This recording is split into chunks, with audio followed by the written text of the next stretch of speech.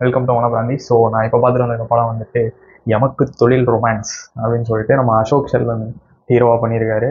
So இந்த படத்தை பார்த்ததுக்கு ரீசனே வந்து அசோக் செல்வன் மட்டும்தான். ஏன்னா அவர் எப்பயுமே ஒரு டிஃப்ரெண்ட்டான ஸ்டோரி ஏதோ ஒன்று நல்லா சூஸ் பண்ணுவார். பொதுவாகவே எனக்கு அவரை ரொம்ப பர்சனலாக பிடிக்கும். இல்லைன்னா இந்த படத்துக்கு போயிருப்போமாங்க டவுட்டு தான். ஸோ அந்த படம் எப்படி இருந்துச்சு, இதோட ஸ்டோரி லைன் என்ன அப்படின்னா, ஸ்டோரி லைன் எல்லாத்தையும் நான் அதை பற்றி பேச பண்ணேன். ஏன் இப்போ பேசுறேன்னா, அதில் ஒன்றும் பெருசாக ஒன்றும் சொல்லிக்கிற அளவுக்கு இல்லை.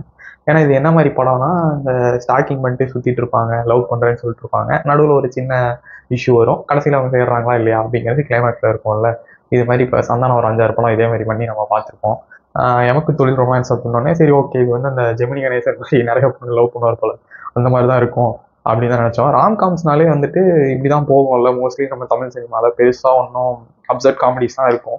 பட் இந்த படத்தில் என்னன்னா காமெடியும் பெருசாக நிறைய இடத்துல ஒர்க் அவுட் ஆகலைன்னு தான் சொல்லணும். 1-2 இடத்துல மேபி ஒரு சின்ன ஸ்மைல் இருந்திருக்கலாம். பட் ஆனால் பொதுவாக காமெடி ஆன் த ஹோலாக வந்து பெருசாக ஒன்றும் ஒர்க் அவுட் ஆகலை. And too predictable. இது ஒன்றும் பெரிய சஸ்பென்ஸ் த்ரில்லர் கிடையாது ப்ரிடிக்ட் பண்ணுறதுக்கு. ஸோ ப்ரிடிக்டபிள் தான். பட் அந்த மாதிரி ஒன்றும் காமெடி பெருசாக ஒர்க் அவுட் ஆகலைன்னு தான் சொல்லணும். இந்த படத்தை பற்றி சொல்கிறதுக்குன்னு எதுவுமே கிடையாது. ஏன்னா அந்த லெவலுக்கான படம் தான் இது. ஸோ அந்த படத்தை நீங்கள் பார்க்கணும்னு நினச்சிங்கன்னா தேட்டரில் அவாய்ட் பண்ணிட்டு ஓடிடியில் வந்ததுக்கப்புறம் சும்மா அந்த யூடியூப் வீடியோஸ் பார்க்குற மாதிரி நீங்கள் பார்க்கலாம்.